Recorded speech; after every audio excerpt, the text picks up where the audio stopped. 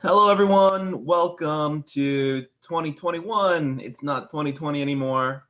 So hopefully that's a good thing. Welcome back. I hope everyone had a great holidays and New Year's.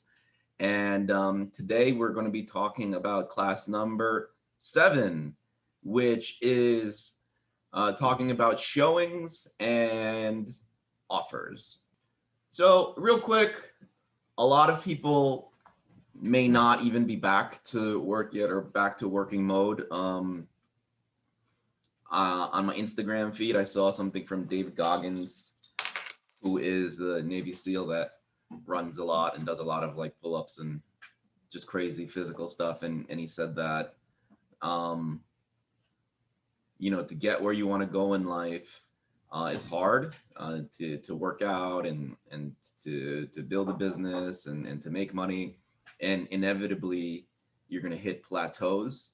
I That resonated with me this morning because I feel like I'm at a plateau. I've worked very hard on like exercise and work and just life, for many months, and I was going to continue that during the winter break and just kind of keep going with that mode. And instead, I took a little vacation during winter break. It got me super duper lazy, hitting a super duper big wall right now. But being back to work from January 4th, basically this whole week, has got me to kind of start getting out of it. So he said that, you got to find ways to get out of these plateaus. And, my brain still wants to go to sleep kind of, but I'm gonna find a way to get out of this plateau. Usually what happens is I like dip down for a couple of weeks, maybe a month, and then I shoot back up with like 6 to 8 months of insane work. But I don't have a week, couple weeks, or a month. I had like the 1 week, and now my body still wants to stay in that mode. And we live and we learn. I'm going to try to get out of this, maybe this weekend, and then come back with a vengeance. So, just to recap all our classes, I wanted to just show you something real quick on our YouTube, on the Project Queens YouTube channel. I'm going to just share my screen here. Okay, so if you've been following and you want to learn commercial real estate and have nowhere to go except for our YouTube training feed, the first class we did was types and general value, where we talked about the different types of commercial real estate and how it's valued, which is really like an income and expense approach. There's different approaches, but that's the one we usually use as brokers. The second class was cap rates and stabilizing income, which talked about what the income translates into in terms of like a value of the property or a sales price, and the different stability or instability regarding that income and how that affects the price. So we learned about real estate, we learned about the pricing. Now, the third class was how to read a listing and the offer letter. So we really dug deeper into like when you pull up a Zillow residential home, all the different terms that are involved to really be able to read and understand what a property that is being listed in the market looks like. After that, we started to figure out how to research a property. So not just I have a call to close a deal, but they'll have to wait. Loan officer, Shasha. But we started researching a property to see, rather than just going on LoopNet and going on Zillow to read about properties, how we're able to populate those listings ourselves and where do we get that information from. So now that we understand the real estate and how to value it, we went on to class number 5, which was the listing agreement, where we talked about, okay, when we speak to the owner about getting these listings, what the listing agreement says, that's the actual contract. And after you get the listing, then we can start marketing, which is what we talked about 2 weeks ago, which is really one of the main functions of our job. Today, we're going to talk about showings and offers. So after we market the property, calls start coming in. And this is the part where we left off. And I just want to make sure my Facebook feed is going right. All right, cool. And all right, so we market the property. We left off as marketing on LoopNet, on CoStar, doing email blasts, social media, the physical sign, a press release, talking to people, joining nonprofits, whatever there is. That covers a lot of it, but there's anything your mind can think of in terms of in marketing. Now that it's being marketed, you're getting emails and you're getting phone calls. So what's the next step? The next step is to send this beautiful marketing information about the property to this prospective lead. And if everything is all good and they're still interested, then we need to show the property. So when we show the property, and this is like a Project Queens, this is a Project Queens a system that we're using, and I'm going to show you like exactly what we do. So it covers like basically what you have to do even if you don't work for Project Queens, but this is how we do it in our company. So I'm going to pull this up and share again. So if you're in Project Queens and you're a showing agent, which is the entry-level agent, assuming that the listing was locked down by the listing agent and the marketing has been done by the wonderful graphics and admin team, and now the phone calls are coming in, if you need to show, what do you do? In Project Queens, there's a position called showing agent where you don't have to do any of the things we just said. All you have to do is go show. So for the showing agent, what we do is, again, this is a Project Queens process. If it's your first time using HubSpot, schedule a time to go to the office to configure your HubSpot account. HubSpot is our CRM. So if you're going to show, oh my goodness, hold on, my Facebook is only me. So let me edit, public, it's public.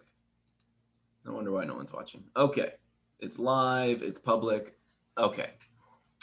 So through HubSpot, a showing agent needs to do what? They say, okay, meet at 123 Main Street at 8 o'clock for a showing with this company. Well, they need to understand the listing, right? So if you go into your CRM or you read through the brochures, you can understand the different terms of the listing, which is step number 2. So in Project Queens, you open up your HubSpot account, you connect it to your phone, you connect it to the email, you learn HubSpot. All right, number 2, you learn the listing details with the listing agent or broker. And that's really understanding the listing, the size of it, the price, what are the terms, how do we show it, what's the tax, when is it available, blah, blah, blah. We're going to see where the listing is marketed. So if you're going to show and you don't know where it's being marketed already, you want to review that. Review all email templates. These are things that we use in Project Queens to help schedule the showings. And then review how to show the property, make keys, blah, blah, blah. This is not the best example here because it's all like templated out, but you know what? I'll show you the templates, which will maybe make it easier. So during the showing, what you want to do is confirm the showing with the prospect the day of the showing. All right, so let me not jump around here. Sorry, guys, I told you my brain's like not completely here. So you review the details. You have access. You got a copy of the key. And now what you want to do is now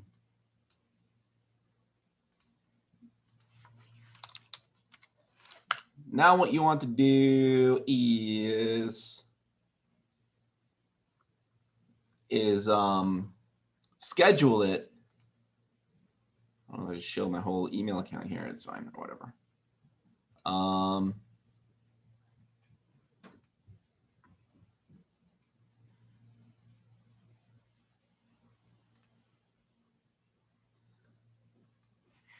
So let me do this because I have too much sensitive stuff on my email. I'm gladly show everyone what's here, but I don't know if my clients all want me to do that. So let me just prepare this. All right, so now you're ready to show. And what you want to do is like send an email. Hi, Mr. Business. I'll be showing you your property. You can find my contact information below. Here's some more information about the property. Let me know what time and date works for you, right? So you want to keep it professional and give the potential prospect all the information in an organized place, right? After they say, okay, you know, I can see it Wednesday at 6. You say, hi, Hongmei, or hi, business person. Your showing is confirmed for this address, this date, and this time, right? So this way, it's very professional, very clear. Yeah, what time the showing was set for, and you know that they have all of the information, right? Now, that's scheduling the showing. Then you want to confirm the showing with the prospect the day of the showing. This always, this happens more in residential, actually. It doesn't happen much in commercial, but one wasted trip is such a long, it's such a long travel time and stuff. It really kills like half your day. So I always, before I go to a showing, confirm with them the day of that we are still on time and we're good to go. And I don't leave the office unless I get a response. If I get one of those situations where they're not responding, I start emailing, calling every which way, and I'll email them, hey, if you don't respond, I'm not going to head out. Again, it's a case by case basis. If it's like a showing that didn't seem like much chance and it's small and it's out of the way, yeah, I'm definitely doing that. I'm sorry. But if it's a big deal and this is a real game changer, then maybe I'll just stand out in the rain even though they didn't pick up. And, you know, that's kind of the risk reward that you have to take. Bring a business card, right? You always want to bring your business card. You want to dress professionally. And you want to show up 15 minutes early to open the doors, turn on the lights, get the place ready. So many times I go to a showing and I can't open the door for whatever reason, right? And then that kind of sucks. But you know, so you want to keep it very smooth for the interaction. Show the prospect the space, the building, and if they want the neighborhood. Okay, I mean things is obvious enough. Next is take down any questions. And another one is remember to close the lights and lock the door. Sometimes owners get furious if these things don't happen because it's a liability issue. You know, if the door is unlocked and just random strangers start going into the space, you know, that can be in big trouble. Even if it's an empty, raw space, you know, you have people just start camping out in there, you know, like doing drugs, like whatever. You know, it's just very dangerous. So always remember to do that. And then we have a follow-up, which is in Project Queens, we call it a showing follow-up. And what I'll do is just write it here. And it says, I'm just using Hongmei here because it attaches to the email. Hi, Hongmei. It was a pleasure meeting you, and thanks for viewing the property. Per our discussion, here are some of the questions and concerns you had. Question number 1, concern number 2, if there's anything I missed, please let us know and we'll get back to you shortly. This documents what went on during the showing for not just you, but also for the tenant. The tenant might be running around looking at 10 places. They can even forget a lot of things.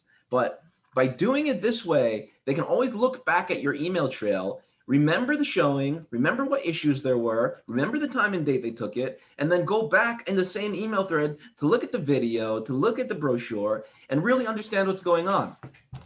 In this way, everyone's on the same page. And if you have a real lead here on a deal that really might close, then you're able to keep the deal on track and keep pushing it forward until it closes. There's a lot of times where, you know, deals are hard to close. Like people want it. The price has to be right. And then after those like majorly important things, there's timing, but there's also all these little things that happen, you know. as you get more experience in this job, you'll find that sometimes there's deals that could close, but aren't going to close just automatically. So let me dive into this a little bit. Newer agents and very experienced agents, we all rely on posting up the list, getting the listing and posting it up as best we can, and then doing the showing as best we can. And then someone just wants it. The offer comes in smooth, and the seller or the owner agrees to the terms, and I can sit back and just transfer some emails around, and then the lawyers get involved, and the deal closes nice and smooth. Well, that does happen, and that accounts for, I don't know, a large portion of the deals. It's very, very important income-wise for us agents and brokers for that to happen. But there's also a very large amount of deals, I don't know, half, that aren't going to just automatically close because they know about it, right? There are a lot of questions that come up, whether it's about environmental issues, whether it's a clarification of the rents, whether someone's trying to get in. So hold on. You're ready? Cool. So, there's a lot of the time, maybe they were in the middle of a move, or they're in the middle of their accounting audit and they really do want it. But you need to follow up in 2 weeks, and you can't rely on them to follow up on 2 weeks. Sometimes they do, sometimes they don't, right?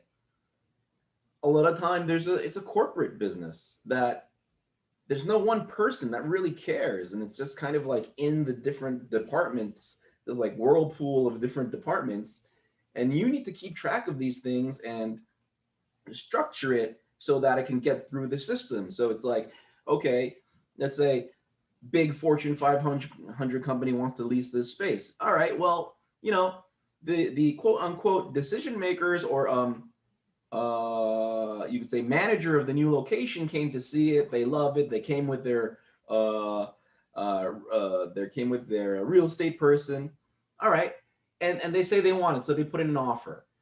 But now you need to now their accounting department wants to verify that these rates are correct and stuff, and without accounting's stamp of approval, they're not going to be able to move forward. Well, no one's going to do this except for you. If you want the deal to close, sometimes it falls upon you to, one, do the work, but more importantly, know that the work is there to be done, right?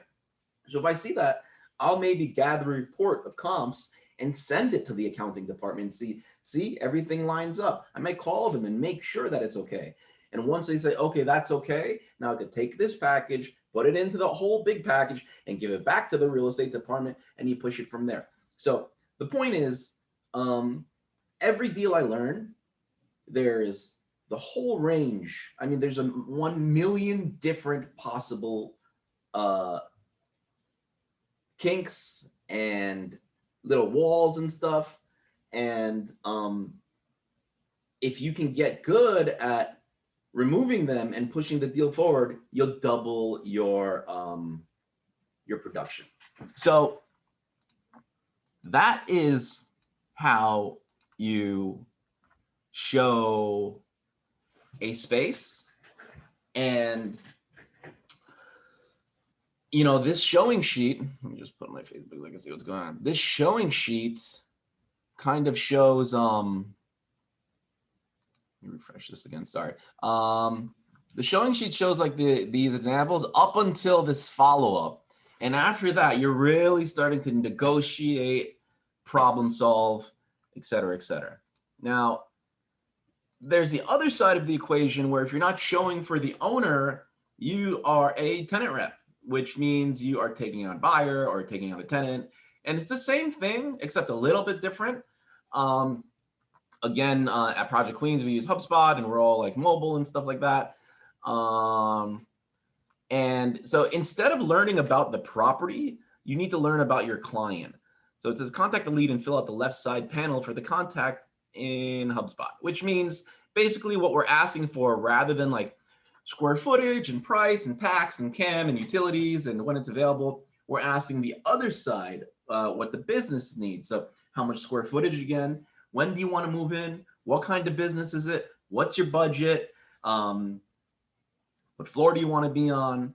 How much do you want to spend for a build out? And if you know, these are basics, but then you can start getting, if it's a restaurant, do you need a grease trap? Do you need an exhaust? If it's a doctor, do you need your separate HVAC, like a dial or something? I've been speaking so much Chinese. I used to have really good, like eloquent English. I'm losing all my vocabulary, but it's all good. So, you know, if it's a grower of marijuana that they're talking about legalizing, you know, there's going to be stuff about a farm and well, is there environmental damage there, and do you have to do a phase 1 and phase 2? So there's like all these different things, right? So you need to learn about, because I'm trying to say, you need to learn about your client and what they're looking for, right? So then you go into LoopNet, or if you have a CoStar account, you can kind of like an MLS search. You go with all those requirements and you send them a big list, right? So you send them a list. We're always pushing our Project Queens listings, and follow up in a day or two to see if they want to schedule any showings. Now, when you schedule the showings, then the process is the same as before. You confirm the showing time, then you go do the showing, you bring your business cards, be dressed professionally, be on time, show the space, take down any questions, right? So that's what happens in your typical sequence of showing events. So now last week was marketing. After the marketing is done, then people call in and you're setting up these showings, you're explaining everything, you're answering questions, right? Now, here's like the moment of truth. Part 1, do they want the space or not, right? And if they don't want the space, then you did everything you can to push it. And what we do at Project Queens is we log everything, we get the response, right? Like a good agent should. And every month we send a report to our clients to show them all the activity we did, what their feedback is.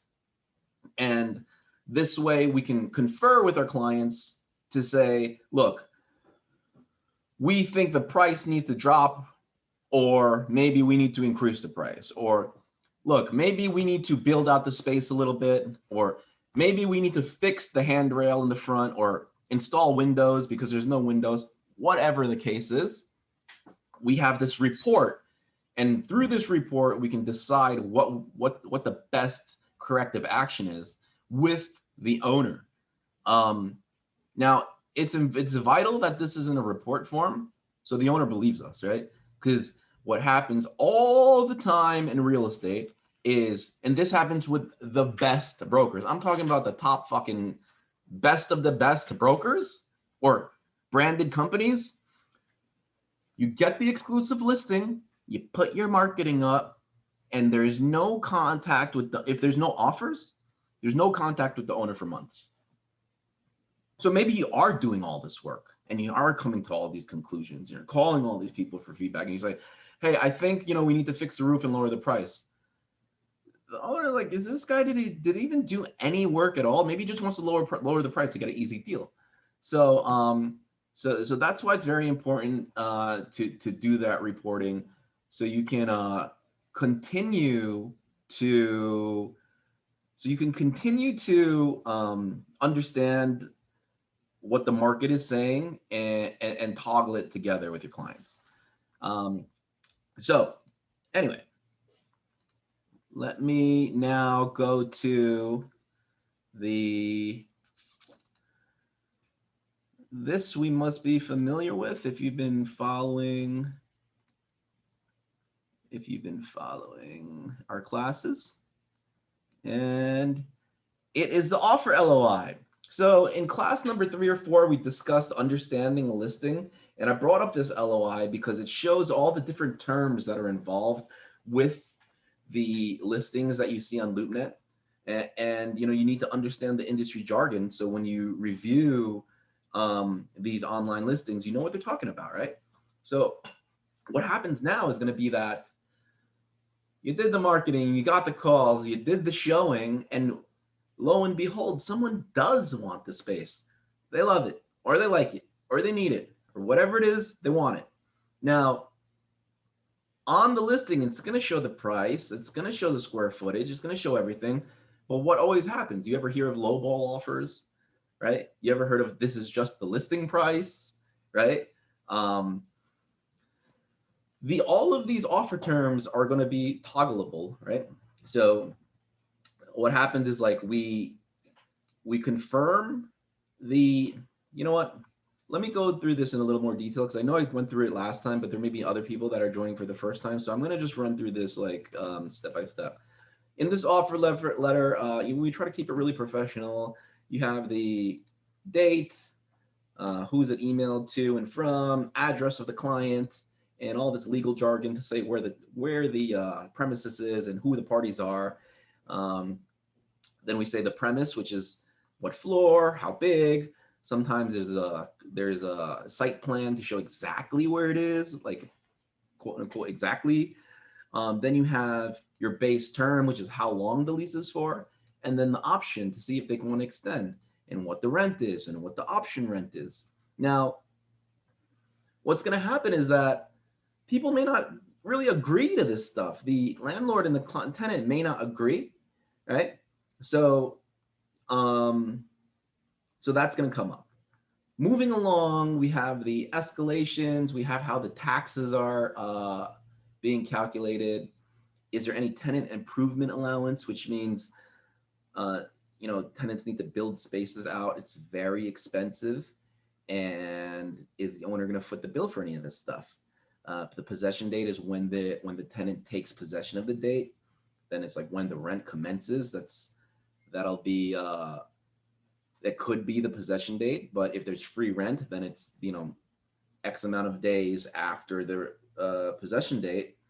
Or if it's not free rent, it could be something else. The sky's the limit. You know, however the client, the parties want to structure it, they could structure it any which way they want. You know. Then there's all this different stuff. Landlord's work is what not the tenant is going to build, but what the landlord will include if there's anything above and beyond what's already there. And if there's nothing, then it'll be as is. What the use is, you know, the owner's going to want to know what kind of business it is. Exclusive use is like if I open a bank and I don't want any banks in this shopping complex except for mine, then in the lease you can have like an exclusive. SNDA is some financing stuff. Environmental is like just some other stuff. Subletting. Now this form I'm using right now is super long and super complicated. This is from A to Z.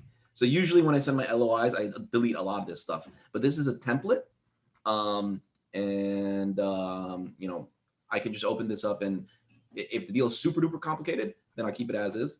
And usually it's not as complicated, I'll delete a lot of stuff.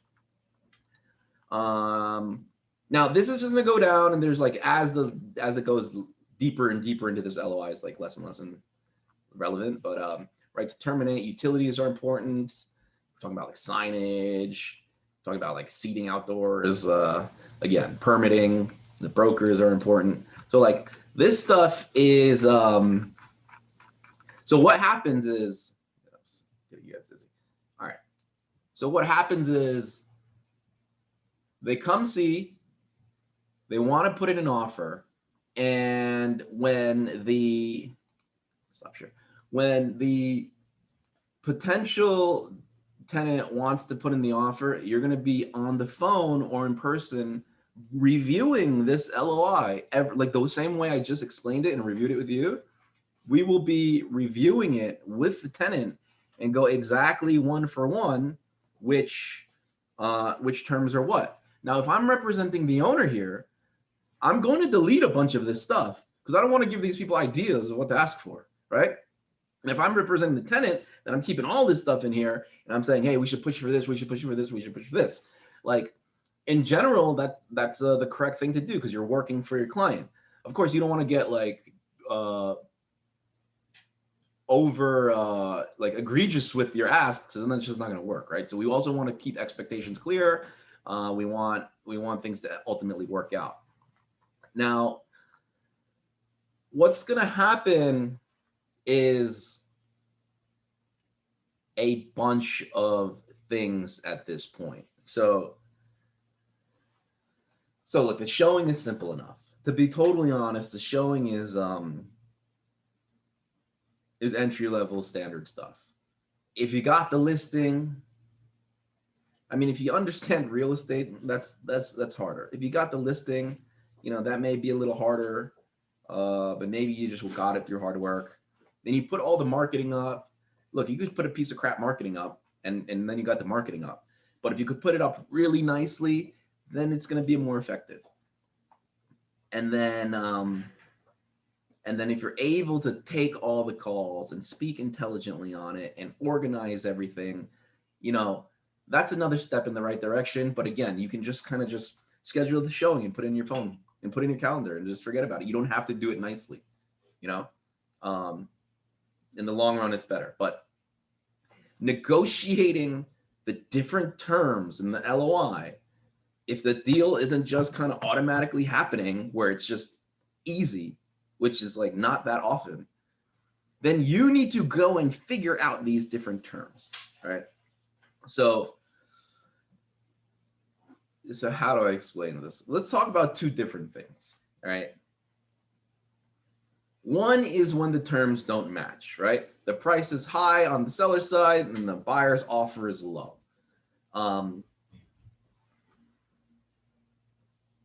There's also, these are things that we're negotiating about money, right? Who's doing a build out, what the escalations are, how much free rent there is, all this stuff. What you want to do, let's say you're the listing agent and you're working for the owner of the building. You want to speak to the owner, understand what they want, and push for that, right?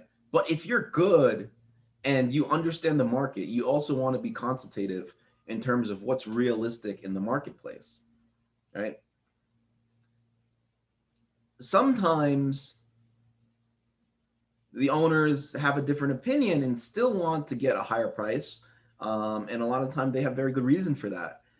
So you can go and push for those things. But if the tenant isn't agreeing, there's two ways to play this. You can kind of bring both sides closer to what you think as a market expert, what really makes sense, and kind of just try to reach that point, whether it's in the middle or whether the owner is absolutely correct and you need to just tell the tenant to come up, or the tenant's correct and you got to tell the owner, like, look, it's going to be very difficult to get the price that you want, and this is a good offer.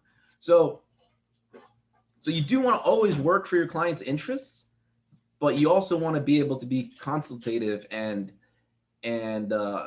help them from themselves, per se, if you can. Now, you got to be really good at this stuff to be able to do something like that, because these are huge decisions with expensive assets, and you don't want to just say stuff because you're now a broker. You know what I mean? Like, you really need to know what you're talking about. So that's negotiating, right? And there's you can talk about negotiating, and you can read books about negotiating. So like, I'm not gonna get too much into it. But sometimes you go back and forth and try to get people to a certain place. And sometimes you just got to let it sit, right? If someone's being unreasonable, or, maybe not even happened, like, what happened? Okay. Or sometimes you got to just, like, hey, people need to sit on it for 2 or 3 weeks to understand that, hey, we're really not, we're not playing this game. That was our lowest offer. You really need to come up. And if you don't want it, then fine. Sometimes that needs to happen. So, like, we want to be aggressive, we want to be pushy, we want to get deals done, but there's a fine line between seeming needy, which will, like, be counter-effective because they're going to think that, oh, the owner really wants them or something, so they're not going to raise your price, right? So that's one thing. That's negotiation. That's psychology. That's That's conversation, and that's fun. For some people, it's horrendous for other people. Now, the other part of this is not negotiating and posturing and trying to get a deal done. I don't like the word posturing because there's a lot of real logical steps that need to be done in terms of the negotiation. But then there's the other part of the LOI, which is not just subjective negotiation, it's fact finding. And those walls that I was talking about, these little gaps between starting the deal and getting it done, this is work, right? So let's say, for example, someone wants to move in, but they check the DOB website and there's tons of violations. And the landlord sometimes can tell you all about it, but sometimes they don't know. They don't even care, And they say, oh, no, let the tenant figure it out. And the tenant is there like, I'm just trying to run my business. I'm not taking care of the landlord's violations on the building. Like, why would I do that? I'm not even sure if I want to move in here yet. So then what? This is one of those examples that, like, if I decide to just twiddle my thumbs and do nothing, then everyone's just going to walk. Whereas the deal could have happened. Now, in this case, I'll have to lean on myself, right? And as a broker, as a real estate agent, as a professional, leaning on yourself means leaning on your own experience, leaning on your contacts, leaning on your company, leaning on your hustle to figure it out. So, I can call a number of architects to look into it and ask for a favor. I could spend some money for some of the smaller things to go and fix it myself, or to at least go analyze the problem. It could be, another example could be like a restaurant wants to move in, but there's no exhaust. And if you have experience in construction or experience with restaurant build outs, then you may need to work with, maybe not the owner, maybe the owner has a team, work with the super to discuss where that exhaust might go. The super might not know. And you may have to ask and dig up like who they used as an architect and a construction company and ask permission to contact them to see if you can work it out with the architect that maybe built the building 3 years ago, right? So a lot of people don't even think about this stuff. They don't go this deep. But look, if you want to close a deal and maybe that call was all it took to say, look, hey, that's easy. On the second floor, there's an extension and you could push it out over there. And then you go back to the tenant and say, hey, look, this is one of the options that came through. What do you think? And they say, oh, if we can do that, then that's okay. Let's get the deal done, right? So there's all this huge number of different due diligence and fact-finding questions where it's upon us to get the answer. And if that answer works, we're that much closer to putting it together. And if that answer doesn't work, at the very, very least, we can go to each side and say, hey, this was the result of our research. It's not going to work for you. But given this scenario, what else can we do to work our way around or through this problem, right? So even if we got to that step, at least we have the next step to push forward, rather than the opposite is just not knowing, right? I'd rather know that my outcome is negative and start working on a way around that negative outcome than not knowing at all what's going on and everyone just walks, right? These are two very different things. So that due diligence is a lot of work. Again, there's a million different scenarios that pop up on this, and usually the order of it is the due diligence has to get done first, because how are we going to finalize the numbers until we know exactly what we're working with, right? So hopefully on an easy deal, both owner and tenant, they both know what they're doing. They don't need any of our help. They don't need more architectural supports. They don't need anything from me. They'll figure it out and they'll say, okay, we're good. But other times they need your help, right? And you need to be prepared to give that help. So after all the due diligence is done, like the nitty gritty due diligence, and we're apples to apples on everything, then we can look back at the LOI, right? So we'll have like an original LOI with a bunch of questions, or like a original LOI that's filled out. This always happens, by the way. Excuse me. We have an original LOI that's filled out. We send it to the owner. Owner comes back with 10 different changes, and some of those changes say, sorry, that's not happening. We cannot provide that, right? That's when all the due diligence is taking place, and we're fixing all these things that came back and forth. Once all that due diligence is in place, then we go back to the owner or the tenant, whoever wants to produce the counter offer or the revised offer, and say, okay, now knowing all of these things, how much free rent do you need? If you need to build a brand new exhaust, maybe you need 2 more months of free rent because it's going to take that time to get the permits, right? How much rent do you want to pay? Oh, I didn't realize I'm going to have to spend $150,000 extra above of what I thought to get the space ready. So I don't want to pay $40 a foot anymore. I want to pay $37, right? Now you can get the new offer and send it. Let's say if you're getting it from the tenant, right? You get the new offer and send it back to the owner. And you can tell the owner, look, based on all the due diligence, this is the new offer. And, this is the point where it's really critically getting to, all right, this person is serious. We got through the issues. Now we understand what the real issues are, and can we come to a deal with these numbers, right? And it's going back to the original negotiation stuff. So I kind of flipped that backward in the wrong order. So I'm sorry about that. But you get your due diligence done, and now they're making their ask. And their ask always has all these reasons attached to it. Oh, it's the middle of COVID. Don't you understand the business is hard? Blah, blah, blah. On the owner's side, they have owner's perspectives, and they say, well, maybe I'll wait, or fine, I'll give free rent up until here, but then we have to get it back to the normal level through higher escalations, or we're giving a discounted rent due to COVID, and then after indoor dining is open, it goes back to 100%. Whatever the negotiation is, right? And you may have the tenant on the opposite side saying, oh, they're trying to lock in this long 15-year lease and during this time of the market because they're trying to like lock in a good deal long term. So those things that need to get hashed out. And then, ideally, after some back and forth, there's an agreement, the due diligence is done, and you're not done yet.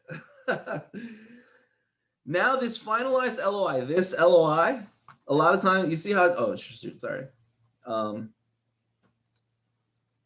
You see how it says just like PQ lease LOI template? A lot of time what it's end up going to say is like PQ lease LOI for 123 Main Street, R1, R2, R3, R4, R5, R6, R7, R8. I do like 6 to 8 revisions. Let's say like I do an average of like 5 revisions to every offer letter for every single deal. So that final R5, like Main Street lease revision number 5, where we did all the due diligence, we went back and forth a million times on both ends, and we all finally agree on all the terms, right? This offer letter usually now goes to the attorneys.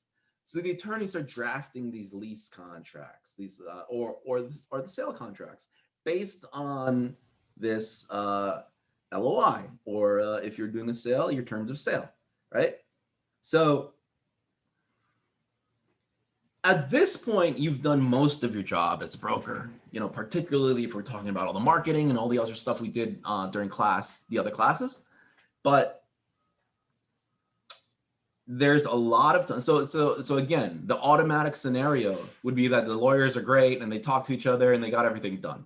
Like, oh, and we're closing next week, Michael, by the way. Here's like that very rarely happens. I'd say it happens like, I don't know, that easily, like never, but like, relatively easily, like, I don't know, half the time. And the other half of the time, you're back into broker mode. So sorry, you didn't do all your job, because this is the critical point of getting the deal done. Lawyers are taking over. Lawyers a lot of time have questions. And they're going to rely on the brokers sometimes, again, in the same scenario as a due diligence, to answer these questions. And so that's one. And number two, unfortunately, sometimes the lawyers, like, they don't really know what they're doing, or they're just not good, or they're lazy or something, and they like could end up killing the deal. They start like bickering back and forth over little stuff. This doesn't happen all the time. And again, like I always say, even if you're a doctor, right? Even if you're the head of a nonprofit, you can run it really legit, or you could just be a lazy dude and not do anything, or you could be corrupt, whatever. It's not about the job position. It's not about the title. It's not about what you do. It's about how you act as an individual. So again, I love lawyers, right? I love brokers. I'm a broker, but there's shitty ones and there's good ones, and that's the truth. So if you find yourself in a situation where lawyers are messing up the deal, you know, and it could be something as simple as they're not picking up the phone. Like, yeah, one lawyer said, hey, I asked him this question 2 weeks ago. I still didn't get a response. That happens all the time. It happens all the time, right?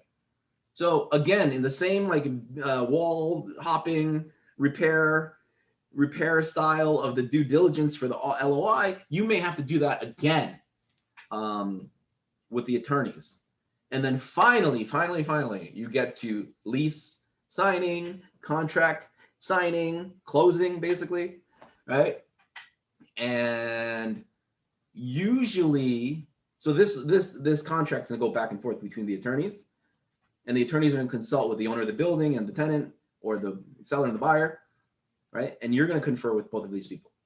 So usually when they schedule a lease signing, that means everything in the contract has got hashed out. The contract is like a super specific and detailed version of the LOI. You thought my LOI was long, like 3 pages. A contract could be like 60 pages, right? It's like overbearing with like legalese. And that's why you need two attorneys to look at it. But anyway, at the point of the signing, that means everyone reviewed it and is okay with it. Usually at that point, nothing really comes up. The small things come up, and again, you fix it. But at that point, you're pretty good. Lease signing comes, and you know, they bring whatever they need to bring, sign, maybe notary. Then you hand off the keys, and then you begin the process of moving in. There's a lot of brokers out there that, you know, get the money and run. Good for you. But at Project Queens, you know, we're more than just brokers. We're full service. We're consultative, and if the owners need it, and I do this all the time too, those terms in the lease, right? So let me share a screen real quick, and I'll go to questions. You know, like, all right, when are you moving in? Right, possession date. I'll make sure you move in on time, right? Is there landlord's work? I'm going to follow up with the landlord and their construction team to make sure they're doing what they need to do, right? Now, when the tenant starts doing their work, which is, like tenant improvement allowance, right? And the permitted use and what the build out's going to be, right? Then, you know, I will follow up with the tenant and see if they have any questions. They always have questions about Con Edison, and they have questions about permitting, and can we put this signage up? Can the landlord approve my plans? You know, all this stuff. And you continue on and on and on. And, you know, at least at Project Queens, we like to follow through on everything and, you know, just continue the relationships. So, it's 11:20. That's it for today. I really hope that this class was informative. I'm gonna awaken from my slumber soon, and you know, maybe next week. I think, you know, I don't like to force it, because when I force it, it never goes well. But once I get out of this little winter break, you know, like rest, I'm gonna go super duper hard for like another at least 6 months. There's not many questions. So we will, again, as always, be posting this on YouTube. This will be a series from the beginning of commercial real estate to the end of commercial real estate. is going to comprise of 10, I don't know, 20 classes.